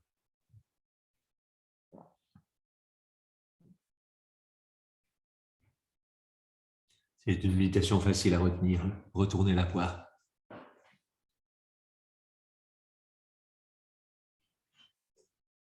Mais moi, ce que j'ai dit, c'est le cœur aussi, avec son agitation, il est aussi agité que la tête.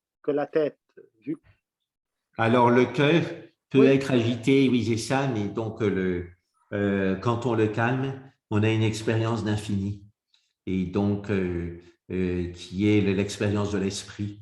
Donc, c'est pour ça que c'est important, oui, de beaucoup travailler à calmer le cœur aussi. Comment on calme le cœur? Eh bien, par l'expansion. Par exemple, sur l'inspiration, on peut aller vers une petite sphère vide au centre du thorax, l'anahata chakra, et sur l'expiration, on élargit cette sphère vide et ça donne ça permet de dévorer les nœuds du cœur comme un feu de savane dévore les herbes hautes et sèches. Donc, inspiration, concentration sur la petite sphère de vide, et expiration, expansion de la sphère de vide. Et c'est une sphère active qui est capable de dévorer tous les nœuds, toutes les tensions, tous les blocages, tous les barrages. C'est un vide actif.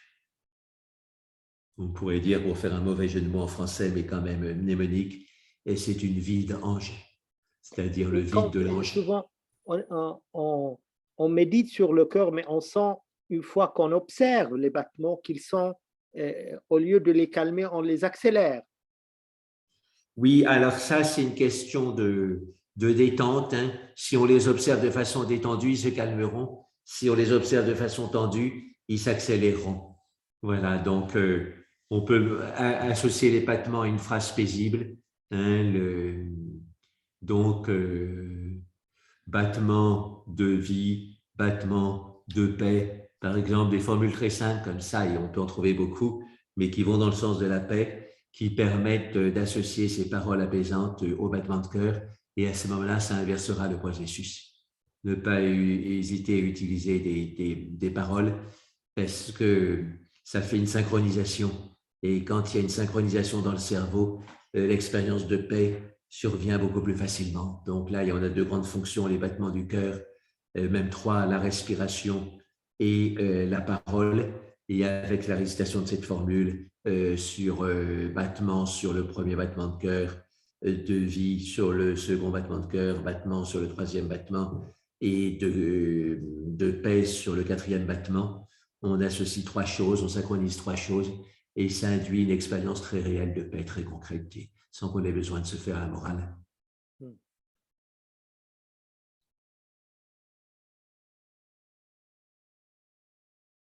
Est-ce qu'il y a d'autres questions?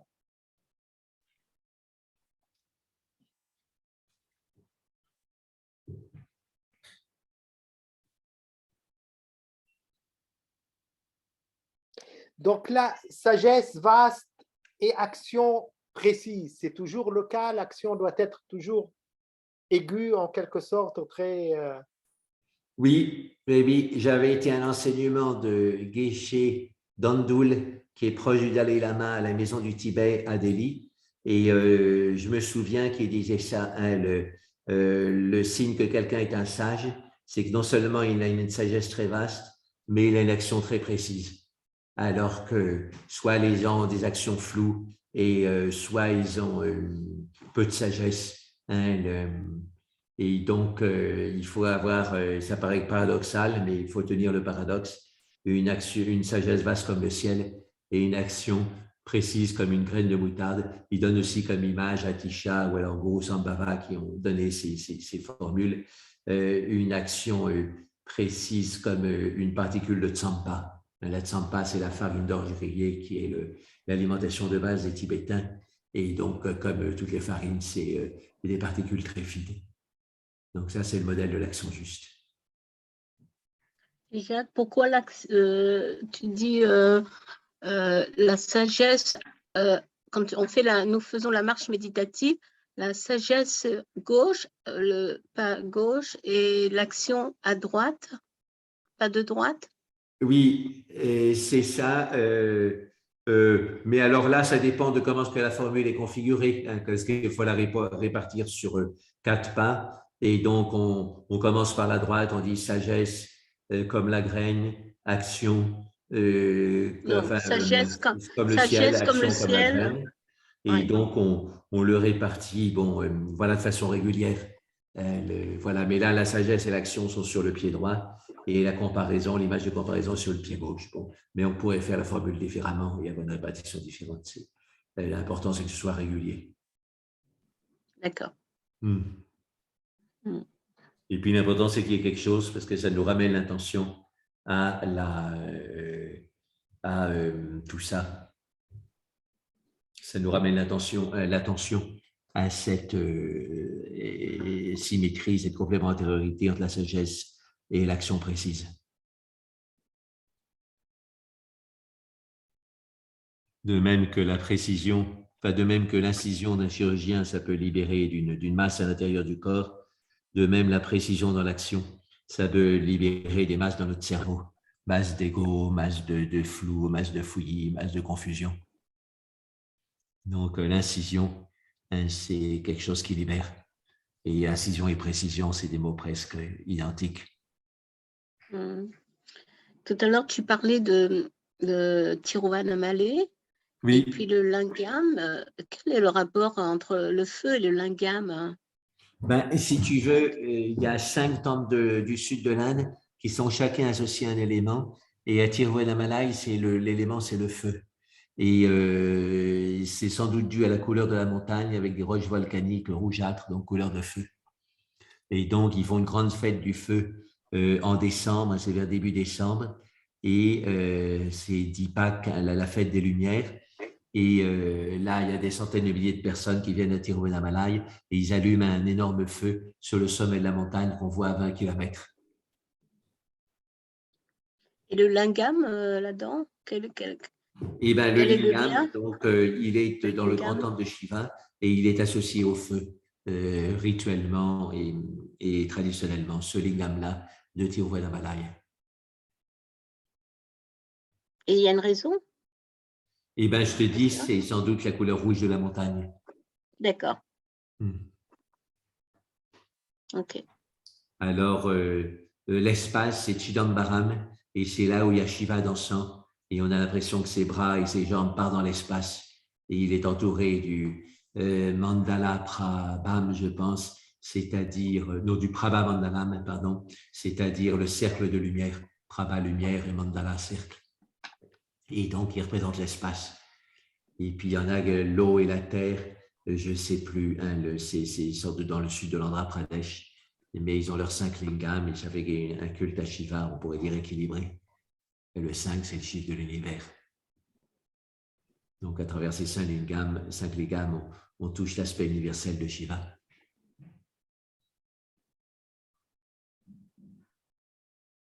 J'ai fait une expérience tout à l'heure avec la respiration. Comme j'étais chez le dentiste et qu'il fallait que je sois un peu tranquille sans tousser. La toux, cette petite toux énervante d'allergie. J'ai fait la respiration carrée pratiquement. Je me suis vraiment concentrée, ventrale et carrée. Oui. 4, 4, 4. Hein? Et ça a bien marché. J'ai pu tenir le coup une demi-heure. Après, ça revient. Oui, c'est ça, oui. Mais c'est déjà bien de savoir qu'on peut maîtriser moins pendant un certain temps. Et en particulier, l'arrêt poumon vide calme la toux. L'arrêt poumon plein peut la favoriser dans certains cas, mais l'arrêt poumon vide la calme. Et de toute façon, la régularité la calme aussi. Et ça donne confiance en soi parce que sinon, on est pris par la toux, on est victime de la toux et on perd confiance en soi. On se dit, où est-ce que ça va me mener? Ça a bien marché. Oui, ben continue. Même quand tu n'as pas la toux, tu peux… J'avais des grosses quintes nerveuses, tu sais, irritées. Oui, ça a bien marché. Oui. Donc, il faut avoir ces respirations et s'entraîner quand on n'a pas de problème pour que quand on a les problèmes, l'entraînement soit là et puisse agir bien. Et la respiration Ujjayi, c'est bénéfique pour la gorge. C'est bien ça, le Ujjayi, je ne l'ai pas pratiqué beaucoup, mais je pense que c'est une introduction au son intérieur. Quand on fait Ujjayi, on entend le son de la respiration et c'est calmant parce que ça relie au son intérieur. Moi, par habitude, je fais surtout directement le son du silence, mais c'est visiblement connecté à Ujjayi aussi. Pour ceux qui ne savent pas, un Ujjayi, c'est quand on serre la gorge et on entend un petit chuintement de la respiration dans la gorge légèrement serrée. Et donc, c'est le son intérieur. Oui, c'est ça, oui, c'est relié au son intérieur et c'est une aide à percevoir le son intérieur. Ensuite, on le perçoit directement, mais au début, on ne le perçoit pas si facilement. Et donc, Ujjayi peut aider. Très bien. Bon, ben, on va peut-être aller se reposer. N'oublie pas de m'envoyer quelque chose de Marc de Smet, comme tu m'as dit. D'accord. Et oui, je note ça. Oui, un livre en PDF ou, je ne sais pas, un article. Quelque chose qui m'aiderait. Et tu as cherché sur Internet parce que sinon, bon, il y a son Facebook, mais il n'y a pas beaucoup de Je vais le grands faire, textes. mais je ne crois pas que je pourrais trouver des livres. Donc, oui, c'est ça, oui. J'ai déjà préparé un petit mot. D'accord. Que ça serait bien que tu puisses aussi. Hein. Que je crois que… Que tu puisses aussi lui faire un petit mot pour l'ensemble des choses. Pour Marc de Smet. Oui. D'accord. Oui, donc, j'en ai déjà préparé un. Demain, je déménage. Mais bon, j'en ai pas pour la journée. Hein, c'est juste aller à 20 minutes d'ici. Voilà, et je m'installe pour 3 semaines dans le nouvel endroit, chez Jean-Marc Stassel. Voilà. Oui, donc comme on a dit, la semaine prochaine, c'est le psychiatre qui déménage quand même. Un entretien avec Marc de Smet, qui est l'éditeur de Dr Jacques Vigne et en même temps un auteur spirituel. Et tout le monde est invité, bien sûr, à assister à cette interview qui aura lieu aussi le mercredi à 6h30 heure du Liban, 5h, 17h30 heure de Paris. Voilà.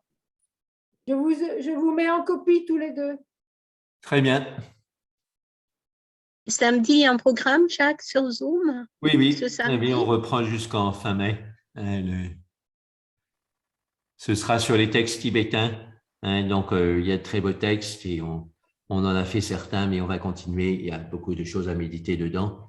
Et puis, ça nous relie quoi, à cette tradition avec des grands mystiques. Et donc, on va prendre 4 heures pour approfondir. Allez. Merci. Mmh. Merci.